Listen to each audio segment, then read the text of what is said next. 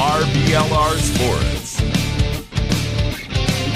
Hello, everyone out there in Tampa Bay and beyond. This is James Knowles coming at you for the RBLR Sports Podcast. I am back tonight on a Monday with the returning shadowboxing champion. He has come back from his illness-provoked slumber, I guess.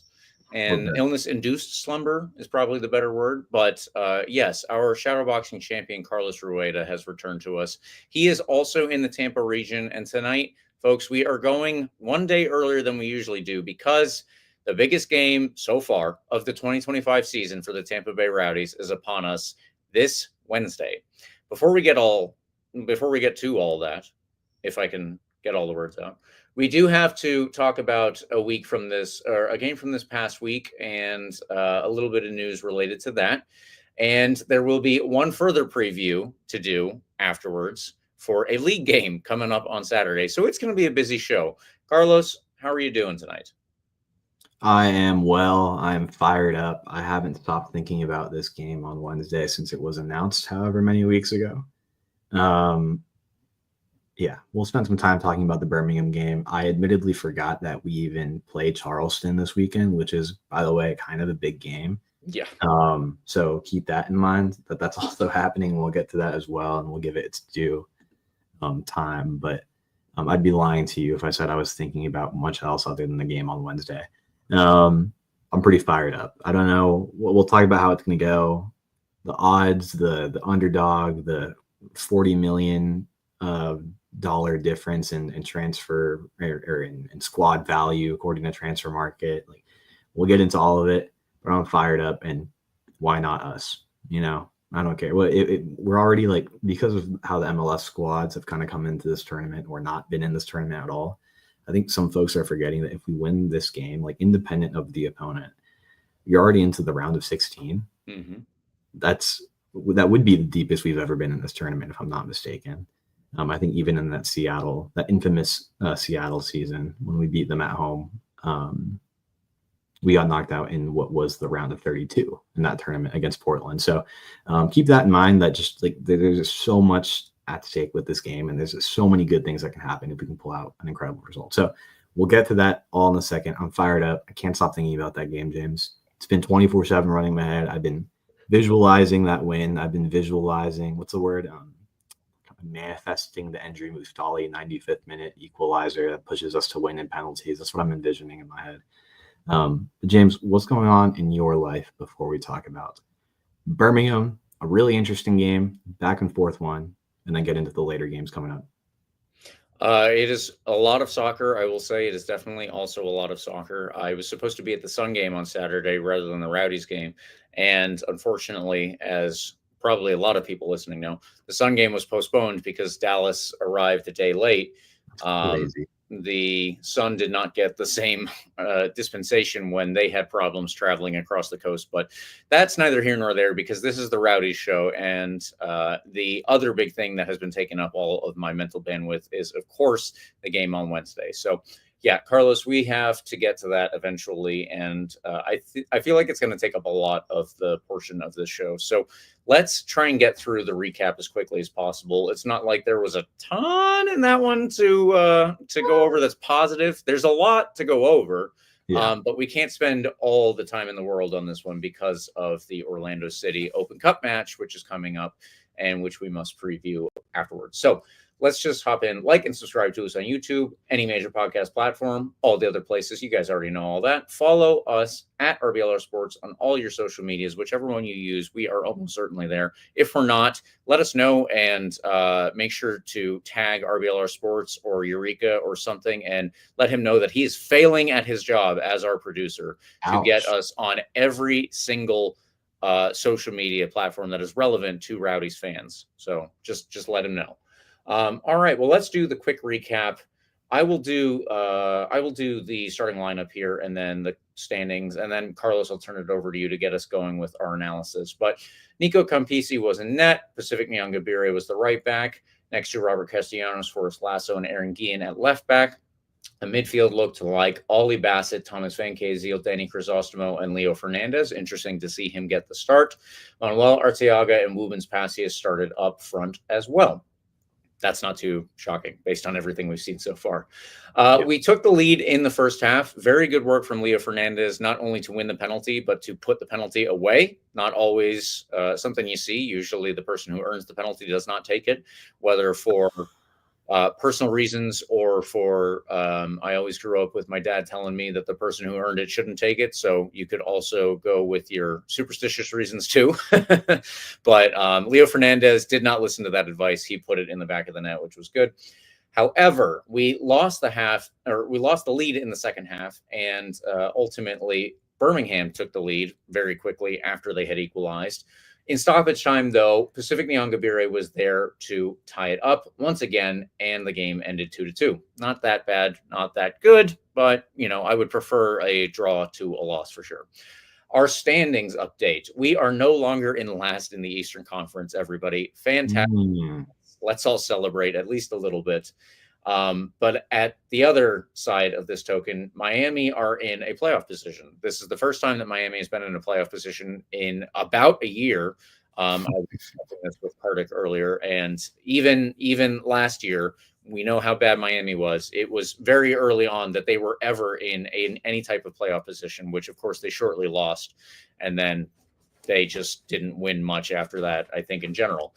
But yeah, something to keep in mind while we're going along here. In our own standings, we haven't done this in a little while because I don't think we've had any earned points recently, but in our own predictions, I do need to give us an update here.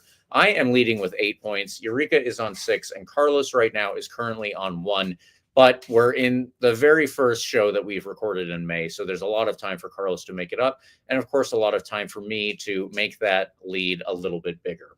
That is my goal. Out east in the USL Championship, Loudoun stayed on top with 18 points. Lou City have 17. Charleston and Detroit each have 15. Out west, San Antonio have 16 points, so East Coast is best coast, naturally. New Mexico United and Monterey Bay each have 15 points, and then there are 2 further teams with 12 points, so they are lagging a little bit behind.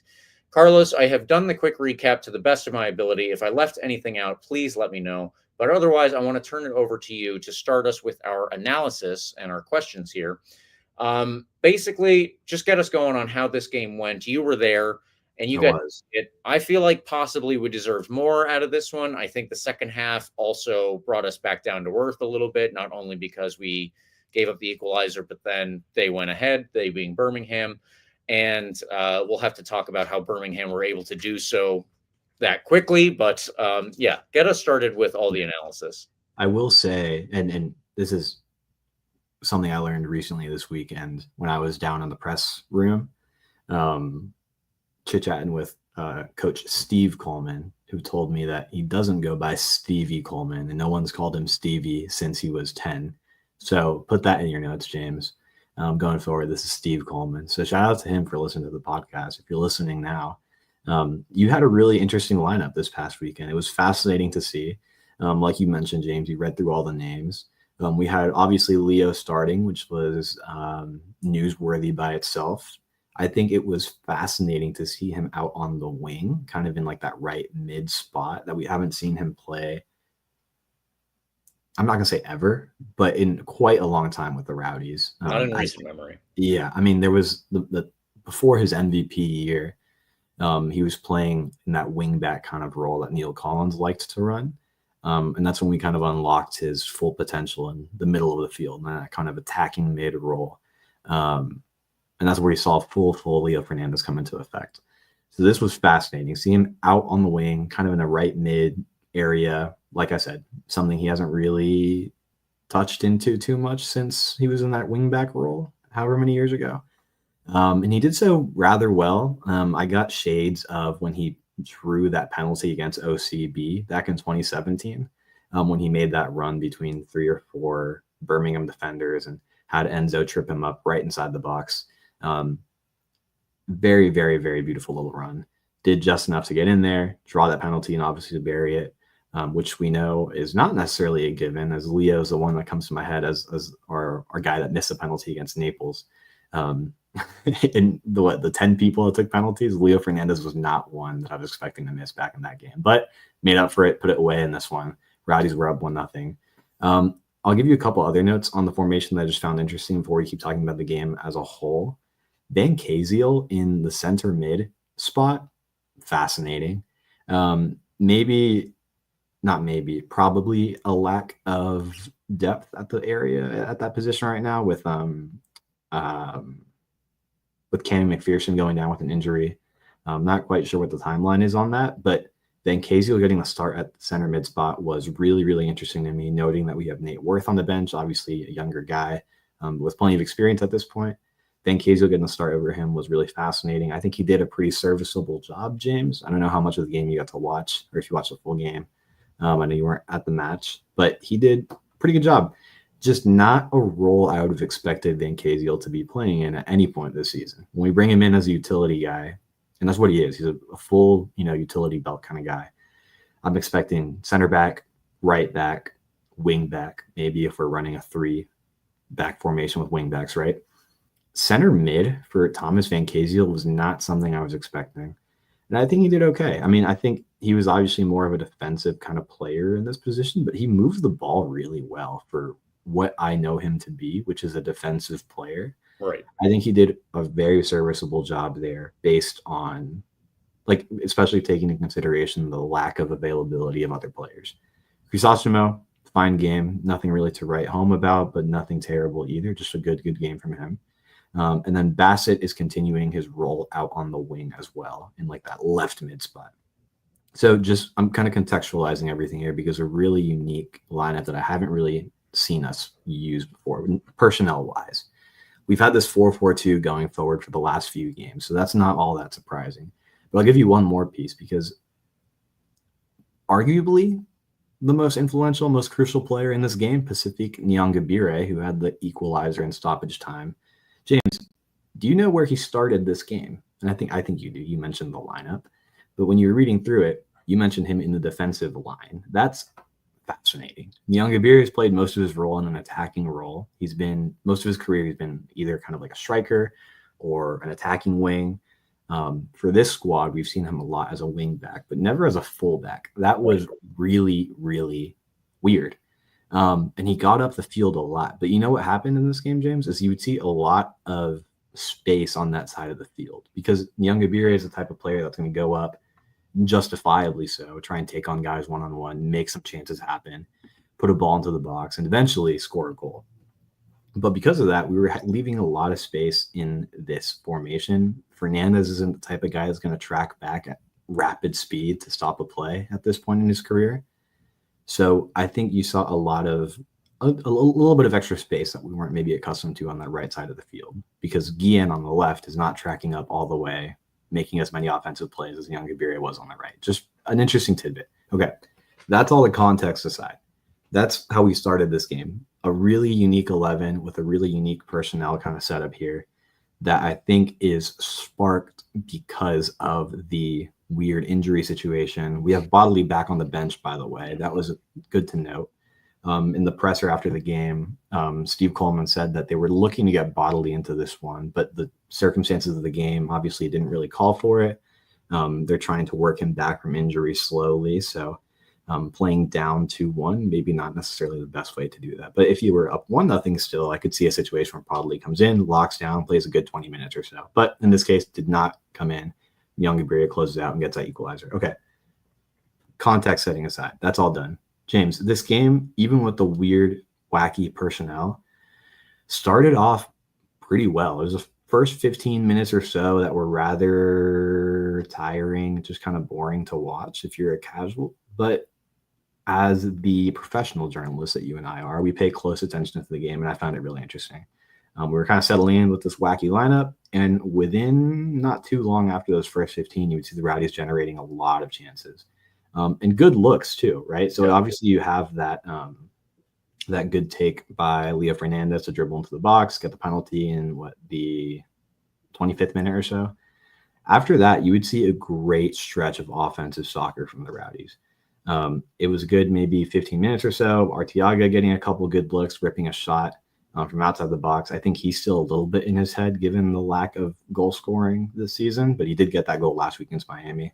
You saw a great ball whipped in by Nyangabire that found Arteaga wide open at the back post, who just couldn't really generate the right, power or direction on it, which went a little bit wide. But I think last season's Arteaga in form knocks that away 9 times out of 10. It was just a really, really beautiful ball from Nyangabire that was on the money. Okay, one more that I'll mention here. Nyangabire were pretty crucial in creating some of these chances. Dribbles between another 3 guys, finds Woobs top of the box, wide open. Woobs, I think, rushes the shot a little bit and sends it high over the bar. Those are really, really, really impressive looks. If you look back at the highlights, it's really fascinating to watch how it all plays out. Nyangabire is crucial for those looks as well. He's been unlocking a new level to his game, I think, in this one that was really fun to watch. And more importantly, it unlocked a lot of space for our strikers that I just think weren't on the money in this game. And Woobs has been kind of on fire, especially in this early part of the year where we've been struggling. Woobs has been good. So a game like that from Nyangabire going forward with a more in-form attacking duo in Arteaga and Woobs, you score a lot of goals, right? That's how you get 3 goals and a half like you did against Miami last week, right? All that being said, it's good soccer. Ollie Bassett had a really good run right before halftime and shot a ball just wide that absolutely could have been a goal in a world that's ever so slightly kinder to the Rowdies. That's the first half, James. Great Rowdy soccer, great attacking soccer. And by the way, I'll mention this because there's a lot of Campisi not believers yet. Campisi kept this game 0-0 at the beginning of the game, by the way, because Birmingham had 2 beautiful looks that absolutely should have been goals. He made back-to-back saves to keep that game 0-0 before the Rowdies start getting comfortable and generating that high level of attacking soccer. That's your first half, James. Okay. Did I miss anything there? No, I think you hit all the big stuff. Is that an accurate summary of the first half? Yeah. What's the story there? That's now 3 weeks of really good first half soccer, right? We're talking about this week with Birmingham, last week with Miami. Obviously, you go up 3-0. The week before was who? Louisville. We played some of our best. I after that episode, we said that's the best first half of soccer we played this season. Yeah. So what does that tell you? Improvements, playing better soccer, offensively clicking a bit more, even without Arteaga and Woobs really scoring that much, if at all, right? That's great. Closing out games has been a little more challenging for us, right? Because why? Louisville scores 2 goals in the second half 2 weeks ago. Miami infamously scores 3 goals against us last week. And of course, Birmingham also scores 2 goals against us this week in a span of 6 minutes. And it's not like Birmingham changed all that much. We didn't give them a ton of chances, but it was 2 weird lapses in judgment, just a couple maybe seconds of not being at our full level of focus that we've been playing with that first half. And on top of that, missing a couple early looks in the second half as well. Yeah. We could have been up another few goals. This was Arteaga that had a great look in front of the net, kind of point blank. Another great look from Pacific, by the way. Just, oh my God, he's having a great game. That's a fun little note because we'll get to him later on. And Ollie Bassett gets wide open on the left of the goal off of a great turnover forced by the Rowdies midfield. I think it's Leo Fernandez that finds him. He's wide open and shoots it right at the keeper, right at the Birmingham keeper, Van Okel. Easily should have been 2-0. So again, we're playing great soccer, and then we kind of get tired and lose focus. That's what scares me going forward. And we can talk about the next few games in a little bit. But there's good notes here of top-level Rowdy soccer, like the kind of soccer that wins you USL League titles. If you can play a full 90 instead of 60 minutes. Right. We're playing 2/3 of a game. I mean, some people will tell you that this was like a first half and second half story, which it is, but I really think it's a first 60 minutes and the last 30 minutes kind of story. James, what did you see play out here in the second half that kind of led us to where we are? Because the way I saw it, it just seemed like energy, again, injuries, lack of depth at the moment. Am I missing anything? Was it a tactical thing in your opinion? Did you miss? I mean, Well, yeah, there are, the substitutions that Birmingham made. I'm just going to pull those up real fast. In fact, it was three substitutions made exactly in the Yeah. 69th minute.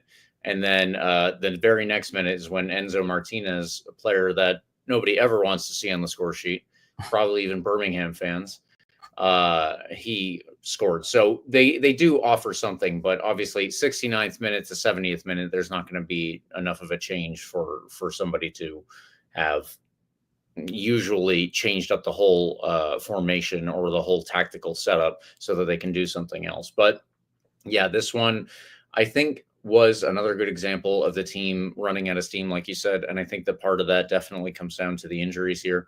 This is the second game that we've had Lewis Hilton on the bench that he was unable to come off. And, Thomas Van Kaziel, I think he actually, just like you said earlier, I think he did pretty well as the defensive midfielder. He's got the ability at least to play, I guess, any defensive role that we could ask of him. We'll see if he ends up in goalkeeper at some point over the course of this season. But, yeah, he did pretty well there, and Danny Crisostomo has mostly been partnered with a more defensive-minded midfielder over the course of this season too. So fair enough there.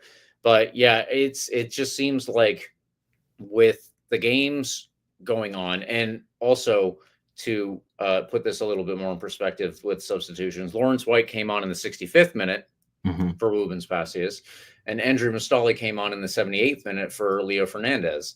Those are the only two substitutions we made.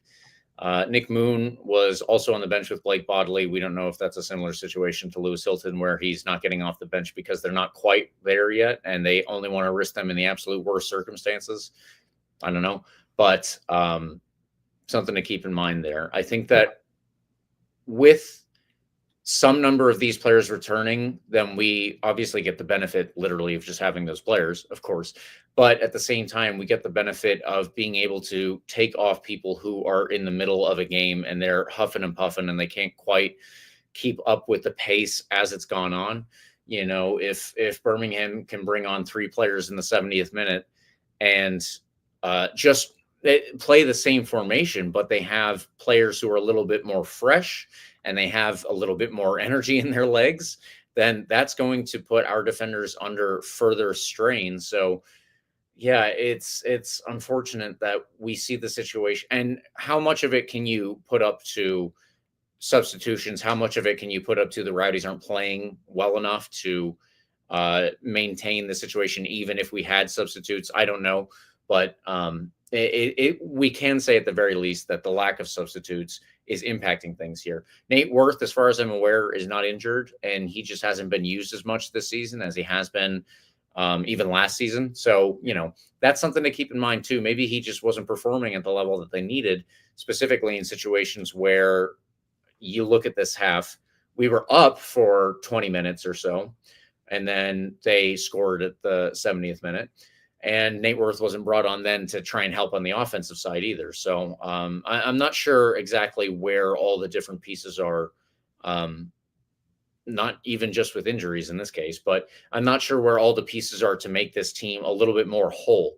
And especially as we're getting later into games, how do we keep a lead if we have one? How do we not give up a lead if we're level? And it's both of those situations went out the window in the 70th and 76th minute. So we're not doing what we need to do, of course, to maintain even 1 point was lucky to get out of this one. I think 1 point was pretty lucky. Yeah. And I hope that we're in a better headspace, at least for Wednesday. I'm looking at like the 70th minute goal from Birmingham, right? And I don't know. Tyler Pastor is a good player. Okay, like he's fine. He's a very good player, but he shouldn't be able to dribble by three guys in the manner he did on that left side of the Rowdies midfield and defense in the way he did. Like it shouldn't really happen, especially against good players like the ones he dribbled by. He got by Crisostomo like nothing. Like he did a little feint and Crisostomo stuck out his leg and Pastor was gone. And then he comes up on Van Kaziel, who just kind of cuts to the right and kind of puts his body in front of Van Kaziel. And Guillen's playing a little conservative, which is probably the right move in the spot, to be fair. But Tyler Pasher sneaks in a little like rinky dinky little pass that falls to Enzo, because Forrest kind of half clears it out with a slide tackle on the man he's guarding. Castellanos and Forrest are both on the same man in the box, which leaves Enzo wide open to knock in a really stupid little goal. I think they just looked tired. And they looked tired, especially after that first goal. As the game progressed a little bit, that squad looked tired. Yeah. And I'm not sure how much of that 70th minute goal is a bit of exhaustion or just not playing the best defensive soccer at that moment in time. But it looked a little bit like exhaustion. Then you go to 76 minute, right, when Danny Trejo gets the goal. And it's kind of the same thing again. In this moment, Guillen's in the left back spot still. With White coming in, it changed the situation a little bit because the lineup just got all kind of wonky. It allowed Nyangabire to move up a little bit. I think they put Van Kaziel at the right back spot. I'm not sure. I'm kind of waffling. But it moved the formation around quite a bit when White came in. But Guillen looked so tired in this one. He's been running up and down the field. Guillen is not – he's not like a attacking fullback. He's a really good defensive player. He's played in that center back role for us for the last however many years at this point, and he's been really good at it. And I'm not sure – I don't know. Like maybe it's an injury thing that we still have him out there playing a full 90 all the time at that left back spot. Blake Bodley isn't really a left back. I think his kind of ability gets unlocked more when he gets up the field. So maybe he can play left back better than Guillen. I don't know. My point is Guillen doesn't really feel like he's a full 90 left back kind of guy. He's a center back. He's really good at it. Yeah. He got tired because he's trying to run up down the field. He's trying to be a fullback, trying to get the crosses into the box, and he's done okay at it. But he looked tired in that 76-minute goal. Ball gets by him really easily. I can't tell who makes this pass to Danny Trejo, but actually I can tell you. It's on FotMob. Preston. Tabor Preston. Am I saying that first name right? Tabor Etika Preston. It's wide open in the box, James. Like there's literally no one around him for a good, 5 yards. Yeah. It's ridiculous how wide open he got. And again, I think that's just exhaustion. I think it's losing concentration for a minute, getting tired, and letting Trejo get an easy goal. But because it's not really Trejo. Trejo's just in the right spot at the right time. But Preston was one that made that happen because he was so wide open. So later on, Nyangabire has an incredible run. We don't really create a lot of attacking opportunities after that goal. We have like a half chance header from Arteaga. Off a corner kick, but it's really Nyangabire that makes this game a 1 point affair instead of a 0 point affair for us. Credit to Mustali, by the way, for making that pass. That's a tough pass to make. He gets his first assist for the Rowdies. I'm really happy for him. He can make an impact. It's clear. He made an impact in this one. He got that assist. But Nyangabire really gets 99% of the credit for this goal, obviously. Yeah. Incredible run. That went semi-viral on Instagram. It also made it to the CBS Golasso Network's top 10 goals of the weekend. It wasn't the only one from the USL Championship, but very rarely do you see USL Championship goals. So I just wanted to throw that in. Yeah, it was something special. A little cut back, a little this, a little that. And awesome celebration. Talked to him in the pressure after the game, and he's so level-headed. Like he doesn't really get that. Like he just wasn't. It didn't even occur to him really that it was such a big goal. But absolute dog. If we get more of that from him, we can be a problem still. He had a great game. So he had a lot of turnovers still in that fullback spot, but he still had a good game. All that being said, James, that's the Birmingham game. And I know we said we wouldn't spend a lot of time on it, but it was worth spending a good amount of time on it because there's a lot of positives again. I said it was like an affair of the first 60 minutes versus the last 30 minutes. I think the more I've talked about this, it seems like it could be like a 70-20 affair. You know what I mean? Like the Rowdies had, I don't know, that 60 to 70 minute mark is kind of blurry in my head, but it seems like Birmingham didn't have a ton of chances in that point either. And then we kind of just lost concentration, started getting tired. So whatever. Semantics. Point is, we were losing, maybe should have lost, but Nyangabire salvaged a point for us and gets our first draw of the USL season.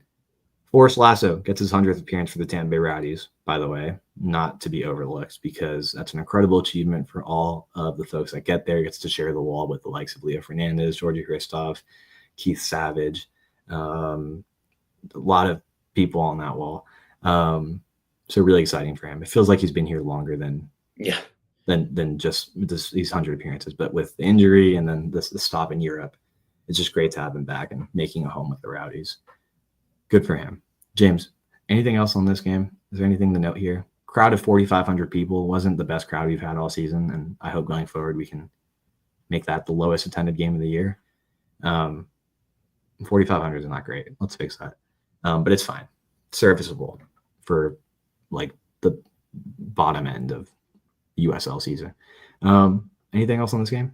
We talked about it. I think that we hit on all the big things. I will say, I said this earlier when I was recording with Kartik, but talking about the penalty, it's nice that we could get something that finally went our way in terms of penalty calls. Absolutely. I think you could have been dubious. Not that this was a foul, it was definitely a foul, but just whether or not it actually carried over into the box and the referee awarded a penalty. I don't care if it was in the box or not. It should be a penalty because we've had like 4 of those given against us, and one maybe that I would agree with. Hometown bias aside, whatever. I'm gonna horrible. Yeah, I'm gonna put that in my back pocket, and I'm gonna be perfectly fine with it. Yeah. So yeah, and I think that it's progress, and injuries are still hampering us. I don't know for how much longer that will continue to be the case, but we don't have any access to the physio's room, I guess. Carlos, until we do, then we're stuck like everybody else, waiting until the game day updates. Yeah, I thought I wanted to study sports medicine for a little bit when I was in high school, and then I took biology. So don't expect me to give you any sort of updates on medical timelines. I studied political science because I couldn't do any real sciences. James, is it time to move on? Give us your man of the match. Sorry, I caught you when you're drinking water. I'll give you my man of the match first. My man of the match, James, easily Ollie Bassett for me. Maybe not easily, but he just had another great game. He looked like $1 million out there. He was creating a lot of our chances in conjunction with another man of the match that you'll mention in just a little bit here. Sorry to spoil anything, but he looked fantastic. He looked so good. He was playing great soccer. He's inches away from notching a couple goals in a game, and he's ready to blow up. Let's make it happen on Wednesday. Why not? Yeah, that's fair. I would like to see Ollie Bassett turn some of these into regular goals. But speaking of someone who turned this past weekend into a goal, Pacific Nyangabire is my man of the match. I think that, you watch the game and you get a feel for things. Maybe you forget stuff here and there. So first thing that I do after I watch the game, and I'm getting prepared for this, if I'm not doing a whole rewatch, I'll obviously at least watch the highlights again. And Pacific Nyangabire is all over that highlights package. He is all over it. Defensively, he showed up. Attacking wise, obviously he did. And I think for that goal alone, he could be a man of the match, but it wasn't just that. It was honestly his tireless effort from the right back spot. And I think that I might have been a little bit harsh on his play as a winger when we were in episodes last week or the week before. I forget exactly which one, but I guess if anybody told him that, then he took that and he said, I'm going to make him regret ever saying that. So I guess it's the reverse of the commentator's curse, I hope. And let's get more out of this. Let's get more out of this Pacific Nyangabire and see him get this turned into more call-ups for his national team and more playing time for Burundi. Would like to see that too, but it all comes with form, and he's starting to do a lot with good form here. So, all very positive. Absolutely. Last thing I'll mention from this game, by the way, shout out to the family and their kids that said hi to Eureka and I. I love running into people. Most of the folks, if you're listening to this, like I've probably met you at some point.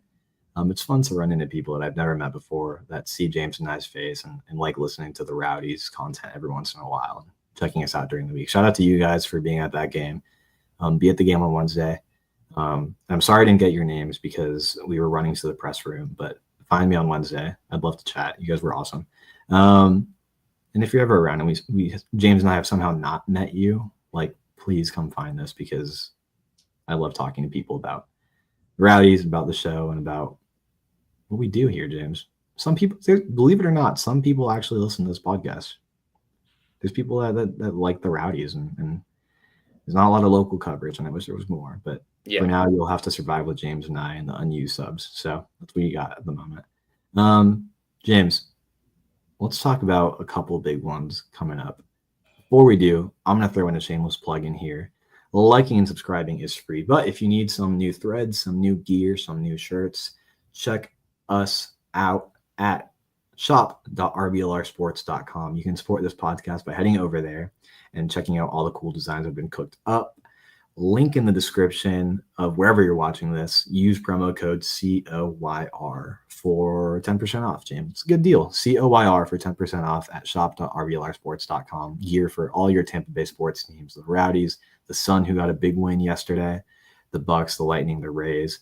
Who knows where the Rays are going to be, our Rays overlords, in a couple of years. So take advantage that they're still in the Tampa Bay area for now, and buy some gear.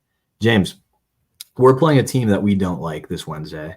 It's a game that's been either 8 years in the making or 11 years in the making, depending on who you ask. We played Orlando City B in 2017 at home in that home opener, our first game in the USL. It was an electric atmosphere. I have a picture from that game over here in this office. Sold out crowd, put the Orlando fans in that infamous cage on Bayshore next to the stadium. Bottles were thrown on the part of Orlando City fans towards Rowdies fans. Things were chanted. Yeah, you probably didn't even need to leave that or put that part in. People would have just known who did it. Yeah, bottles were thrown and punches might have been thrown. I don't remember if there was anything in 2017. Certainly in 2014, when 4 Orlando City fans got arrested for getting into fights with security officers. Might have been 2. I don't know. Very normal fan base, very normal behavior, just front to back. It all blends together. It's Tampa Bay versus Orlando City. And again, depending on who you ask, either 8 years in the making or 11 years in the making. We last played the senior team at home in 2014. I believe it was an Open Cup match that we lost in that one. In 2017, when we played OCB at home, we won 1-0. Leo Fernandez draws a penalty, and Georgi Hristov puts it away to win our first game in the USL, and eventually kill Orlando City B that season. Kill them. They didn't exist for a few years, and then they revived. I think they're in Next Pro or something at this point. Fun fact: they lent the senior team loaned or lent or whatever you want to say. They sent 9 senior team players on loan down to OCB for that game in 2017. Say what you will about our record against Orlando City senior squad, but we beat 9 out of 11 players on a senior squad in Orlando when they played us at Al Lang back in 2017. Keep that in mind for your Twitter warfare, I guess, if you want. But going forward, James, the only one that matters is this Wednesday at 7:30 when we play them at home at Al Lang Stadium in the U.S. Open Cup. Quarterfinals? Is it really quarters? It is not. I put that in the wrong place, so please ignore that. Not the quarterfinals. I thought I got something wrong early on, but Orlando City's not in. No, they're playing for the quarterfinals. Let's say it that way. Yeah. Yeah? Are we in the round of 16 right now? I'm so confused. I don't even know. We're going to have to fact check this at some point. Keep talking, and I'll double check. Yeah, honestly, I haven't really thought about where we are in the tournament. I've just thought about how much I want to win this game on Wednesday, and then move on. We can figure out how we win the rest of the tournament. Orlando City is not in the best of form at the moment. They have 4 draws in their last 5 games. All of those draws are 0-0 draws. So they're not scoring a ton of goals, despite having the washed Colombian striker Luis Mortier up top, paired up with a really, really talented forward in Duncan McGuire. Big East product, by the way. Playing down there in Orlando at the moment. Their lineup is almost certainly going to be switched up, moved around. They've had a lot of travel in the last few weeks. Just this past weekend, they were out in Chicago. Not a short flight by any means. The week before, they were hosting Atlanta. The week before that, they were in Montreal. By the way, their only win in these last 5 was that 3-0 win against Atlanta. So they can score goals in droves, but if you look at the last 5, 4 0-0 games, including, by the way, not scoring on a 10-man Chicago squad, who was with 10 players for what, 55 minutes of this game that they And a played, 16-year-old starting at center back. and the 16-year-old starting at center back. So they're definitely at the same time though. So we'll see. It's so hard to predict Open Cup lineups because it's really interesting to see how this Orlando City squad, like how intensely they're going to work their starting 11 after a tough week out in Chicago. Right. A normal starting lineup includes Pedro Gallese in net, Peruvian national, Alex Freeman, Rodrigo Schlegel, I don't know, Robin Jansen, and Devin Brecalo in the back line. In the midfield, you can see a lot of Marco Pasalic, Cesar Araujo, Kyle Smith, and Ivan Angulo behind Luis Muriel, like I said, the Colombian striker, Colombian national team guy, and Duncan McGuire, who kind of stormed the MLS stage. That's not the right word. Took the MLS stage by storm. Had a great rookie year, if I'm not mistaken, whenever that was, and has kind of just settled in nicely into the starting 11 with Orlando. My prediction, lineup-wise, is that I would be shocked to see Gallese get the start. I feel like with all these MLS squads, you see a lot of getting the backup keepers minutes with the Open Cup. Yeah. I mean, hell, you've even seen that with the Rowdies. We gave Bondre the cup games. I'm curious to see if he gets this cup game. I'm not quite sure I would love that move because it is a cup game, but it's also a really, really big game against an opponent that's in a higher level. So we'll see about that. So I'd be shocked if we see Gallese in net for Orlando. I think, like I said, we'll have a lot of rotation because they've been doing quite a bit of travel, including just this past Saturday all the way up in Chicago, Illinois. Pasalic has 5 goals. Muriel and Martin Ojeda have 4 goals, and Ojeda has 4 assists. So there's a lot of external factors here, James. Like I've said, you got this travel factor. You've got squad rotation. I think this game is going to be really fascinating. James, you use the word miracle in terms of what it's going to take for us to get a win here. I think I might be a little more optimistic as I tend to be. This game's going to be fascinating, truly. On the field, maybe even more so off the field. Like I said, this game hasn't happened at Al Lang in 8 or 11 years. It's been quite a while.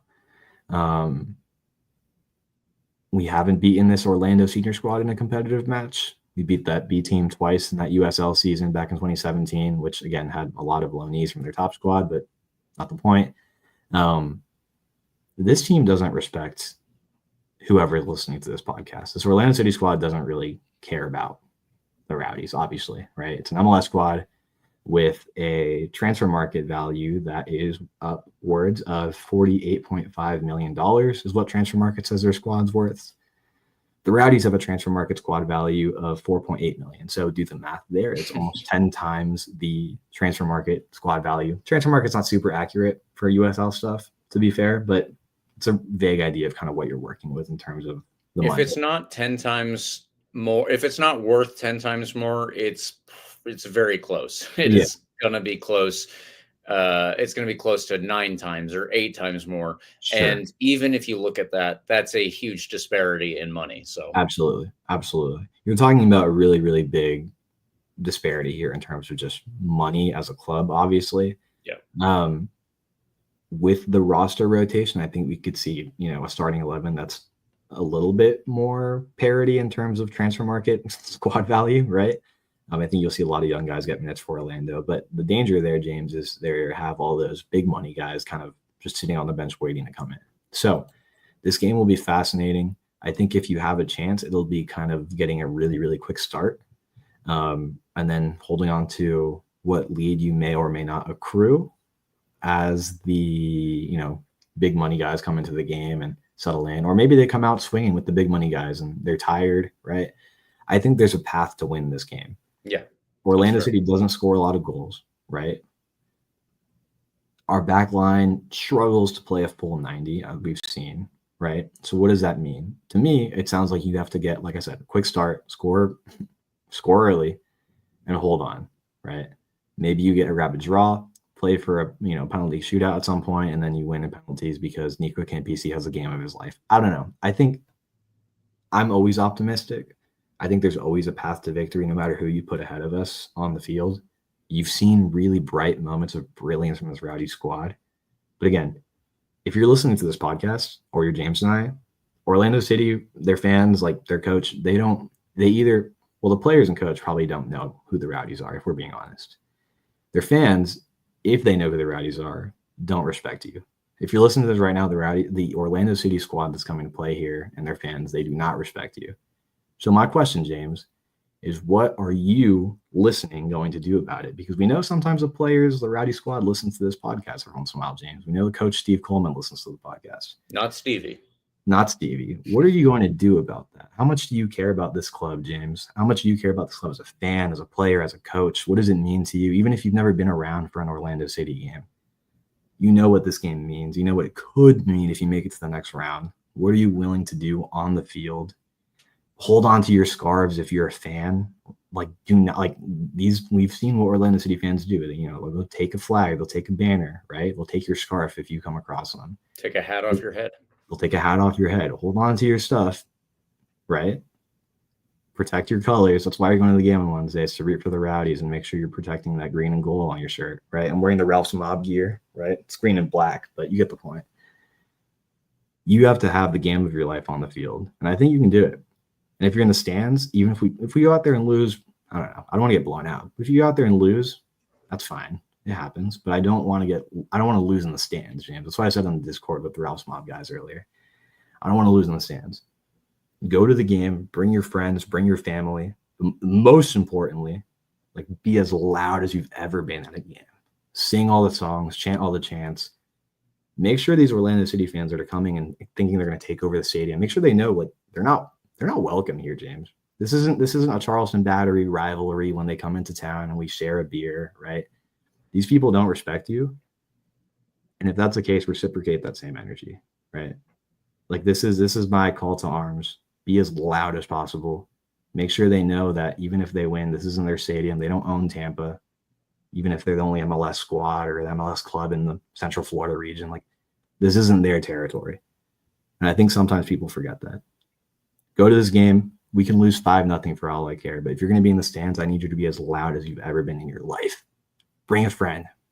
Bring your Rowdies fan friend that hasn't come in a year or two. Like, this is the game where we kind of have to push that ourselves, because the Rowdies ticket office might not push it as much as, you know, a Saturday game or a game with fireworks or something.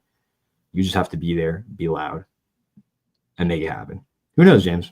It's the magic of the cup. Anything can happen on the field. And like I said, I think there's a path to victory. But more important than the path on the field, like I said, is what happens in the stands. Keep it clean. Don't get baited into a fight with these dudes. They're absolute losers, and they love to talk a lot of smack on Twitter, but they won't do anything unless you get baited into it. But be loud and make sure they know that this isn't like an extension of Orlando City territory or something. So, James, that's my call to arms. I hope it's riled someone up to go, you know, grab one of their friends that hasn't been to a game in a little bit and make it out and be loud. But should we talk about how this game will actually go on the field? Well, I just want to say real fast before we jump into our predictions here, I think that your call to arms is really good for not only the hype that, you know, people who are going are probably already going to feel, but yes, we need to get as many people here as possible, and they need to be wearing the colors and chanting and all the stuff that Carlos just said, because this 2025 was when we started going through the season for this podcast, the hype season. This was RBLR Rowdies hype. I know that that's taken a couple of hits so far, but the hype train is still on, and it is most specifically running at full tilt for this game on Wednesday night. This is the biggest game that we are going to have in 2025 until and unless we get into the playoffs or, you know, farther into a cup game. Let's say maybe past this one, maybe deeper in the Jägermeister Cup. All of those are very far off in the distance. So if we're taking the very next game, that is a possible one that could be where we need to land the hype train. It is this one. You have got to get out. Remember our ticket competition. Bring somebody new for the first time. If this is one where you think that this is the perfect chance to get somebody who's loud, who's never been out, do that. And also bring 3 of their friends. Bring as many people as you can and be as loud as possible for this game. This is still RBLR Rowdies hype, and it is especially so to try to beat Orlando City. I said in my little written preview that Carlos read through, that this was a miracle for us to win this one. And it's not just because of the disparity in money. It's also because our current form. It's also because our current injuries. There are lots of problems that are getting in the way.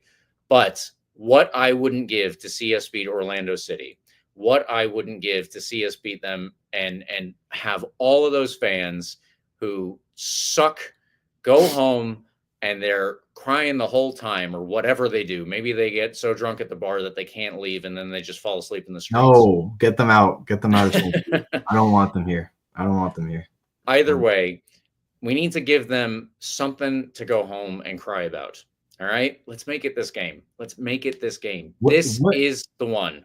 This is the one to get hype about. What better way to turn around a season, by the way? Can you imagine the story at the end of the year when we inevitably lift the USL Championship and maybe even the Open Cup and the Jägermeister Cup and win it all? And you point to a moment where you turn around the season. Why not this game? Why not? Exactly. Why not? I mean, the odds aren't in your favor, but there's been bigger upsets in sports and bigger upsets in this tournament all the time. Like all the time. There's upsets in this tournament all the time.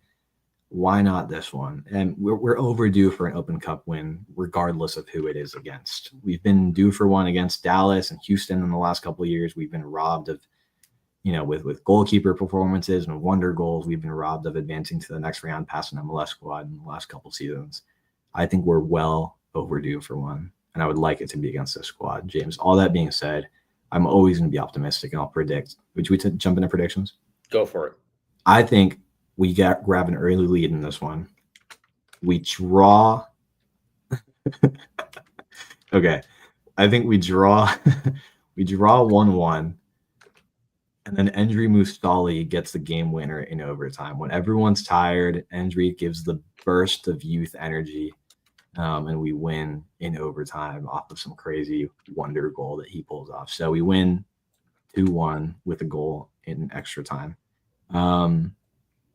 Yeah, I think truly, like if we're moving away from sentimental and emotional and appealing to the intensity of this rivalry and just what it means to be like a fan, right, of this club, moving away from that, we're just talking about what's on the field.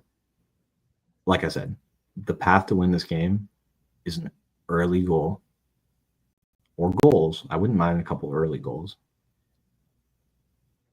And then playing the best defense of your life. I don't see a world where we score a goal, like a lot of goals in the 75th minute or later.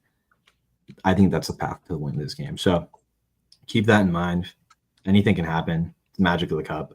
Why not win by like 5? I don't care. Let's make it happen. James, that's my prediction. What about you? All right. Well, I have actually followed suit with Eureka. In fact, I am going with a 2-2 draw with a win on penalties, and Eureka went with a 1-1 draw with a win on penalties. We did that before against Naples, so it's not an impossibility. I don't know how good it would be for the hearts of all the Rowdies fans in the stands, but either way, I would still like to see us win, and I think that penalties is probably the best way, not the best way, but the easiest way that we do that, because penalties aren't a crapshoot, but they are a lot more open, certainly. So yeah, I think a 2-2 draw is something that we can do against this team. You have pointed out they have had trouble scoring. They've also been relatively good defensively for the most part. That's true. At the same time, all of that goes out the window in a cup game. Anything can happen, not just because it's wild, but players, let's just be real for 2 seconds. People approach situations differently depending on what's in the back of their head, and maybe they can get out of what's in the back of their head, but a lot of times they can't.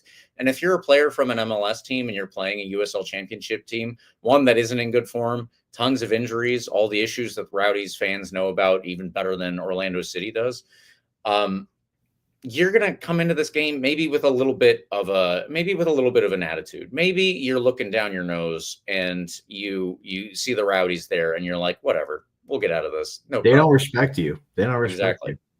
Exactly. So this team doesn't respect you. Their fans don't respect you. James, it's a good point. Like I said at the beginning of this, what are you going to do about it?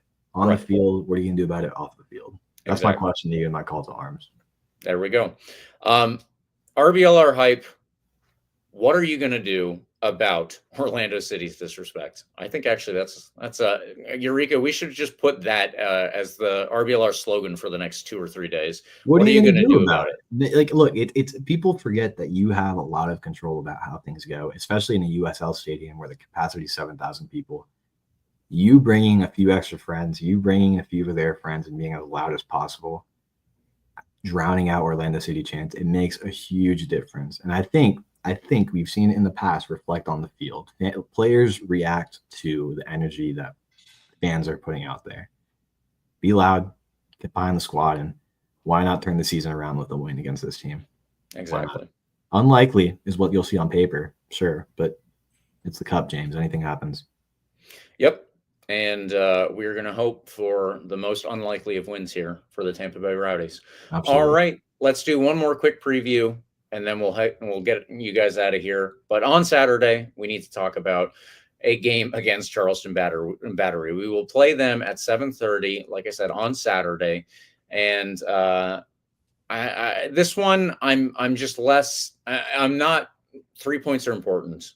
We got to make the playoffs. We got to try and make a run in the USL Championship. But it's going to be the game after the biggest game. So to be perfectly fair, I really think that this one is a lot less. There's a lot less pressure. I'll say that. If we can beat Charleston, fantastic. And if we don't, it's all the only thing that'll impact my mood then will be what happened versus Orlando City. So let's get into this one a little bit more while we are talking about it. I suppose there's still something to talk about with the Battery game. There is. They're in much better form at the moment, although it should be noted they travel for their Open Cup game and they will be going up to DC. They'll probably actually end up playing Connor Antley and maybe even a goalkeeper who played with the Rowdies. I don't know, but Connor Antley is probably going to be involved.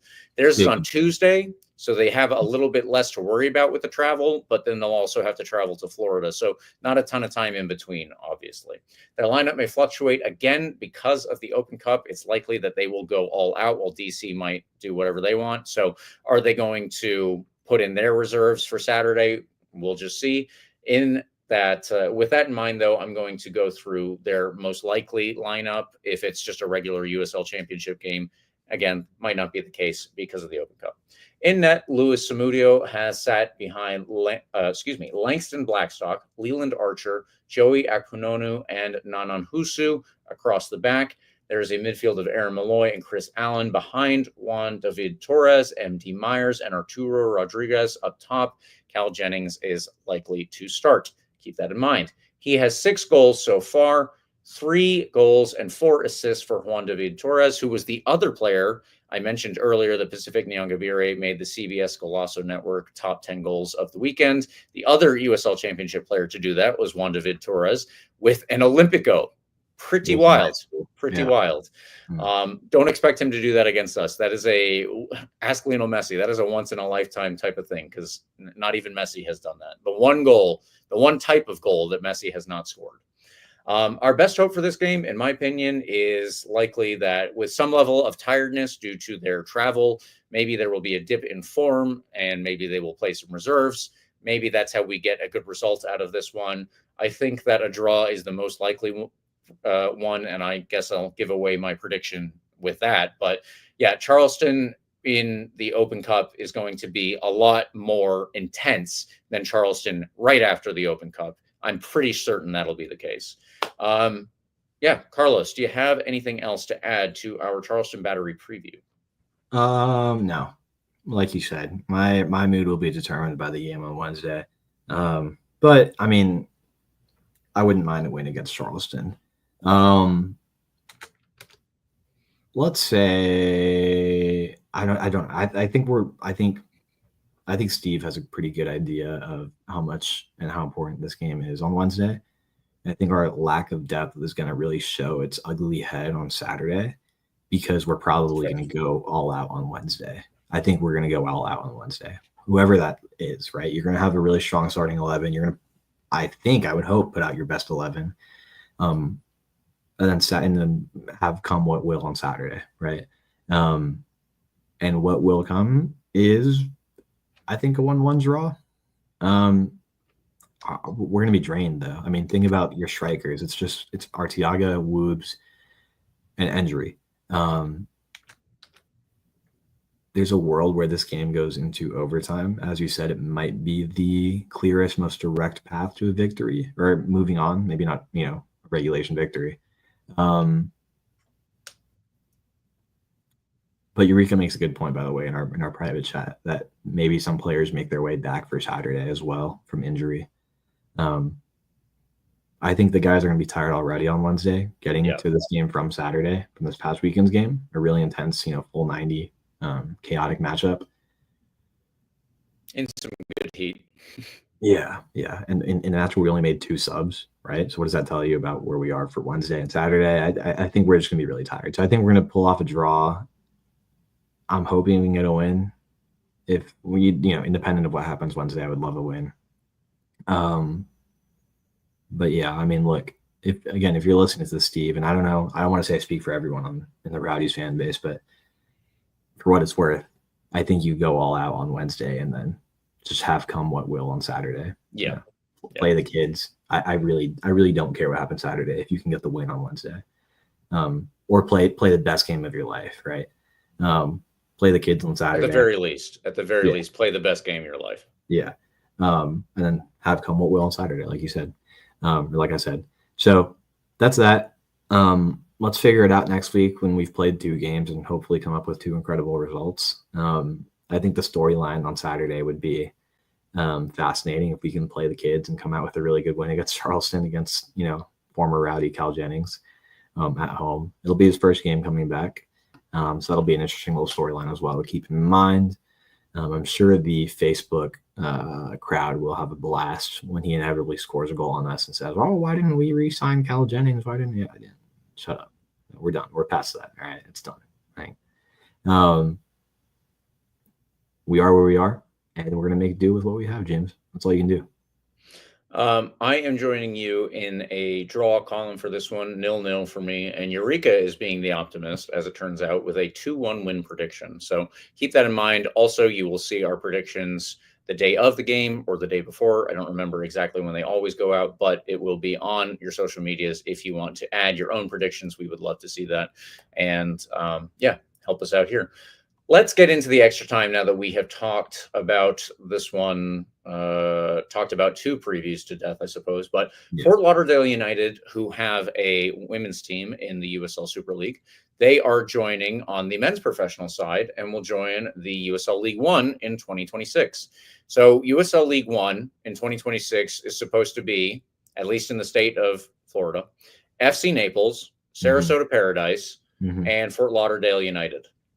The USL Championship in 2026 is supposed to be Tampa Bay Rowdies, Miami FC, who I hope by then will have moved to Homestead, and possibly Sporting Jacksonville. I believe that is up in the air on the men's side specifically. Yeah. Then you look at the USL Super League, and in 2026, or I guess it would be 2025 to 2026 because they do the other calendar, it should be Fort Lauderdale United, Tampa Bay Sun, and Sporting Jacks. Honestly, the state's doing pretty well in terms of expansion. I guess that was something that we have to keep in mind. Not probably until we get to next year's Jägermeister Cup, but still something to remember. Good enough for Fort Lauderdale, I suppose. I hope they do better than the Strikers. I'm sure the owners are more competent. But I think like the market, like the Fort Lauderdale sports market has a lot to prove before I'm confident in the long-term success and viability of this club, both on the men's and women's side, if I'm being honest. Like I'm not sure how well this will go. I've been interested in USL's expansion strategy, and sometimes they kind of throw things at the wall and see what works. And moving on to my next point, by the way, it kind of worked in Portland, by the way. Like, you wouldn't think Portland, Maine is a great soccer market, and all of a sudden they're selling out their 5,000 to 6,000 person stadium that they're working with at the moment for their home opener. Great job over there. It's a great crowd. The supporters are very vibrant, very colorful, very active. Rhode Island FC. Would you have expected Providence, Rhode Island to be a great soccer market? I think more so than Portland, Maine. They sold out 10,000 plus person soccer specific stadium they just opened this past weekend. Good for them. I'm not sure what the strategy is in Fort Lauderdale with the already flaky South Florida, Miami fan bases that exist for their sports teams down Fan there. bases. I'm interested. I'm intrigued. I'm sure the Flight 19ers from, the old Strikers days maybe are happy about having a Fort Lauderdale team back in their neighborhood. But we'll see. We'll see how it goes. I think they have a lot to prove before I'm confident in the success. Like I said, the long-term viability of the team there. But other than that, I think like a Jacksonville has a higher likelihood of survival, maybe. Yeah. They have a good sports crowd over there. Although I know the Jacksonville Armada crowd is not particularly happy about their existence, which I don't know how big a voice that is in that neck of the woods, but there's a lot of interesting things happening in Florida soccer, James. I think, like you said, the state is rather vibrant in the next few years, so enjoy it. Let's see what happens with Sarasota, how well they do. They drew a good crowd for their Open Cup game that you were at, if I'm not mistaken, James, right? Mm-hmm. Let's see what a full season of that looks like, right? Naples is drawing crowds down there in Southwest Florida. Like, we'll be down there on the 4th of July. I will be there. James, are you going to be down there? Yep. Absolutely. The RBLR crowd's going to be down there. And if you're listening to this, you should make plans to get down there too and continue to establish ourselves as the marquee club of, all of Florida, but especially in this case, West Florida. So, James, interesting things happening in the world of USL. Like I said, Rhode Island getting a great crowd for their home opener in their new state, not home opener, but their first game in the new soccer-specific stadium. Yep. Portland getting a great crowd for their home opener. Great things happening. Vibrant Florida soccer scene. The future's bright, I guess. Let's see. Future's bright. Can't complain about that. Also, none of it matters because Wednesday is what matters. If you are listening to this podcast and for some reason, or if you're listening to this podcast and for some reason you're an Orlando fan, just tune out. I don't know why you're here anyway. I don't know but how you would say it. If you're the normal person that's listening to this podcast or watching this stream, well, however you would normally come to this, but as long as you are not one of those purple people, then please come down on Wednesday to Al Lang Stadium in downtown St. Pete, and please cheer as loud as you can for the Tampa Bay Rowdies against Orlando City.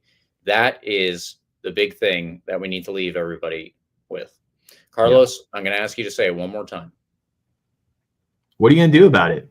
What are you going to do about it? And I'm telling you, like we said, we know Coach Steve listens to this podcast. We know that some of the players stumble across it. You're going to have to play the game of your life out there. I do not give a single bleeping anything about what's happened in the last few games. And I think, again, I'm not speaking for everyone, but I think a lot of folks in this fan base might share that sentiment. I would trade the rest of the season for this win. So play the game of your life. If you're listening to this as a fan, cheer as loud as you ever have. Go to the game and bring everybody you know. And like, it's a Wednesday game, I know. And I know a lot of folks just don't even know what this game, means if you're kind of just downtown St. Peter and you kind of stumble across the Rowdies every weekend. So do your part, right? Do your part, do your best to bring the folks and at the end of the day, all you can be left with is knowing that you did what you could, right? We can't play the game on the field. I wish I could. I played fullback for my youth soccer days and I was pretty good at it. It was never good enough to be a pro, right? We can't play the game, but we can do the small part we can in the stands, being loud, bringing people right? And turning folks into longtime Rowdies fans. I know there's some people that were at that last 2014 game against Orlando and stuck around, and that was their first game, and they became longtime Rowdies fans. Shout out JD. I know you specifically are the example I have in my head. Make longtime Rowdies fans out of this game. Let's make it happen. So be there, be proud, be loud, and no matter what happens on the field, we're not losing the stands, James. We're not doing it. There we go. All right, everybody. Thank you for tuning in. We appreciate when you do. Please follow RBLR Sports on Instagram, Twitter, TikTok, Facebook, Threads, Blue Sky, anywhere. We are there at RBLR Sports. I'm mostly on Twitter at RBLR James K. You can use the hashtag AskRBLR, or you can reach Carlos on Twitter at Carlos TPA10 on Twitter. There we go. like and subscribe to our podcast. And of course, you can get the full experience on YouTube. If you would just prefer to listen, no problem. We are on Spotify, the iHeartRadio app, Apple, Yes, and Google Podcasts, everywhere you can find us. Come on, you Rowdies. Let's beat Orlando. Come on, you Rowdies, James. They have it. Come on.